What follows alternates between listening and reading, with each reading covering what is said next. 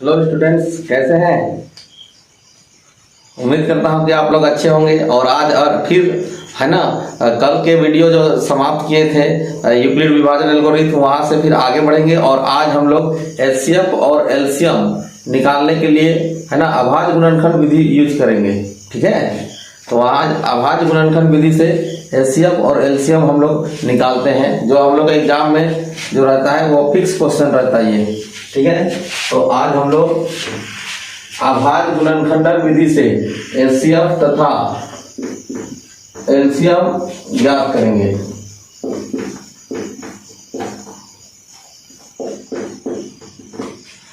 अभाज्य गुणनखंडन विधि से एचसीएफ तथा एलसीएम ज्ञात करेंगे और उससे हम लोग कैसे निकालेंगे उसको देखेंगे। तो सबसे पहले हम लोग यहाँ पर सीखेंगे कि अभाज्य संख्या क्या चीज है। अभाज्य संख्याएं, तभी हम अभाज्य गुणनखंडन विधि बना पाएंगे। अभाज्य संख्याएं है ना, प्राइम नंबर्स।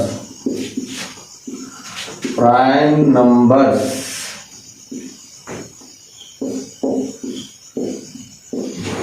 अभाज्य संख्याएं किसको कहते हैं? तो हम लोग कहते हैं कि वैसी संख्याएं जो एक से और अपने आप से विभाजित होती हैं उन्हें हम लोग अभाज्य संख्या कहते हैं। एक से और अपने आप से विभाजित होने वाले संख्याओं को अभाज्य संख्या कहते हैं। जैसे हम एग्जांपल दे सकते हैं, रख सकते हैं 2, 3, 5, 7, 11, 13, 17, 19, 23, ये इत्यादि जो संख्याएं हैं ये अभाज्य संख्याएं, प्राइम नंबर्स हैं। ये सिर्फ एक से और अपने आप से ही विभाजित होते हैं। इसीलिए हम लोग जब अभाज्य गुणनखंडन विधि से एचसीएफ और एलसीएम ज्ञात करेंगे तो इन्हीं संख्याओं से, जिनका एचसीएफ और एलसीएम जिन संख्याओं को निकालना रहेगा उनको हम लोग तोड़ेंगे, इन्हीं अभाज्य संख्याओं से। अन्यथा दूसरा संख्याओं से नहीं तोड़ेंगे। ठीक है, तो एक हम प्रश्न लेते हैं जिससे हम लोग अभाज्य गुणनखंडन विधि से एचसीएफ और एलसीएम निकालेंगे उनको। तो क्वेश्चन ले रहे हैं 6 और 20 का अभाज्य गुणनखंडन विधि से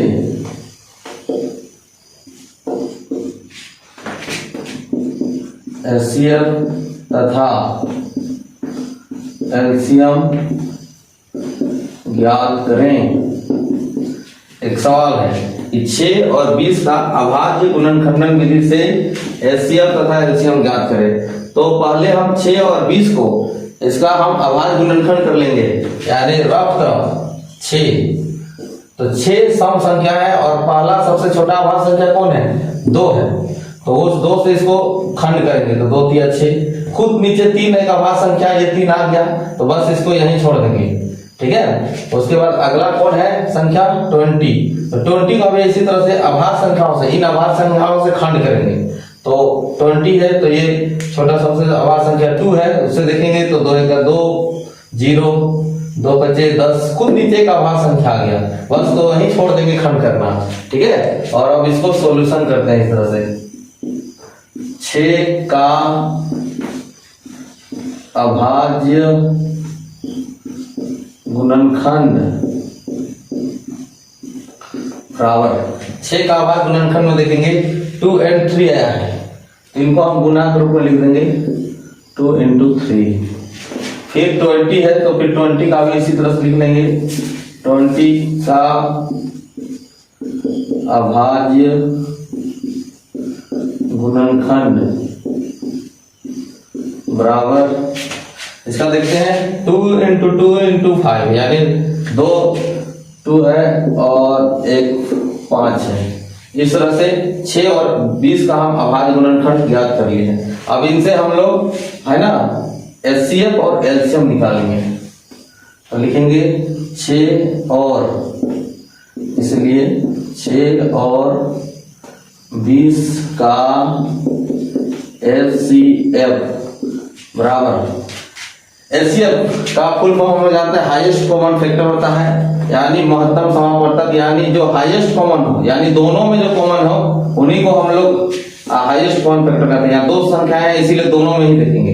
तो यहाँ इस दोनों में देखेंगे, इस दोनों में देखो ये दोनों ही में दो मौजूद है और कोई भी संख्या दोनों में मौजूद नहीं है, तो यहाँ 2 हो जाएगा एचसीएफ।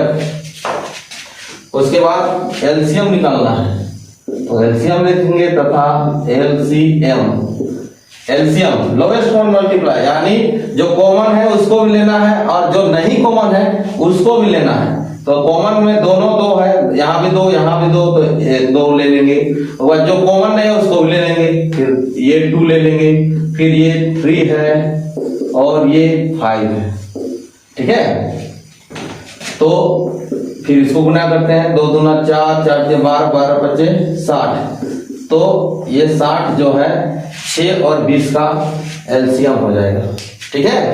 फिर से एक बार हम लोग देखते हैं कि अभाज्य गुणनखंड विधि से एचसीएफ और एलसीएम कैसे ज्ञात किया जाता है। उससे पहले अभाज्य गुणनखंड विधि से एचसीएफ और एलसीएम ज्ञात करने से पहले हम लोग को जानना है कि अभाज्य संख्या किसको कहते हैं, प्राइम नंबर। तो अभाज्य संख्या जो कहा जाता है कि वैसी संख्याएं जो है ना एक से और सिर्फ अपने आप से विभाजित होती है उन्हें अभाज्य संख्या कहते हैं। और उनके देख उदाहरण हम दे दिए हैं, 2, 3, 5, 7, 11, 13, 17, 19, 23 इत्यादि जो है अभाज्य संख्या है। और सबसे छोटा अभाज्य संख्या 2 है। सवाल पूछे जाता है बहुत सारे एग्जामों में कि सबसे छोटा अभाज्य संख्या कौन है, तो वो 2 है ना।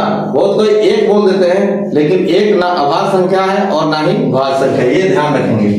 तो हम लोग अभाज्य गुणनखंड विधि से कैसे एचसीएफ और एलसीएम करते हैं उसको देखते हैं। तो हम एक प्रश्न लिखे हैं 6 और 20 का अभाज्य गुणनखंड विधि से एचसीएफ तथा एलसीएम ज्ञात करें। ये प्रश्न हम लोग के बोर्ड एग्जाम में जरूर से जरूर रहेगा। तो पहले 6 और 20 का अभाज्य गुणनखंड करते हैं। तो 6 का अभाज्य गुणनखंड और फिर 20 का अभाज्य गुणनखंड। 6 का हम लोग गुणनखंड कर रहे हैं अभाज्य संख्याओं से। तो 6 सम संख्या है, तो सम संख्या जब भी रहे तुम लोग के पास, तो ये सम संख्या सबसे छोटा अभाज्य संख्या 2 सम संख्या, उसी से इसको हम लोग सम संख्या को खंड करेंगे।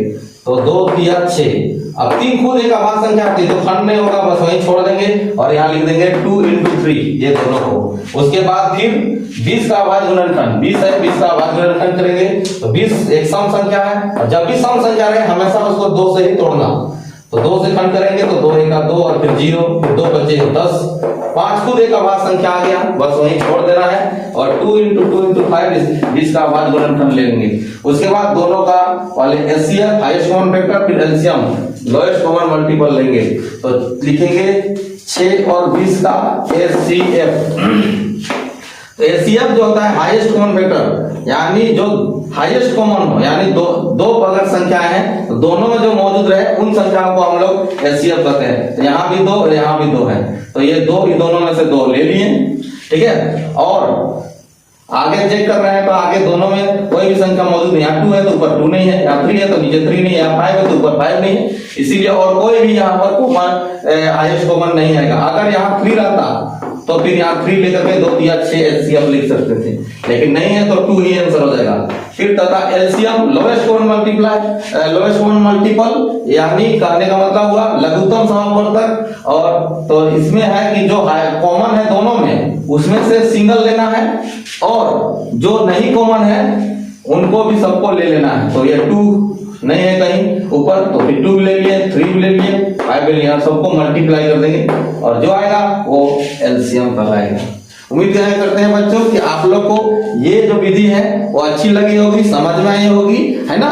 तो इसी तरह से आप लोग को और भी हम अच्छे से अच्छे वीडियो आप लोग को देंगे और अच्छे से अच्छे समझाएंगे, है कि नहीं। तो हमारे चैनल को जैसे लाइक कीजिए और हमारे वीडियो को लाइक कीजिए और चैनल को सब्सक्राइब कीजिए। Thank you.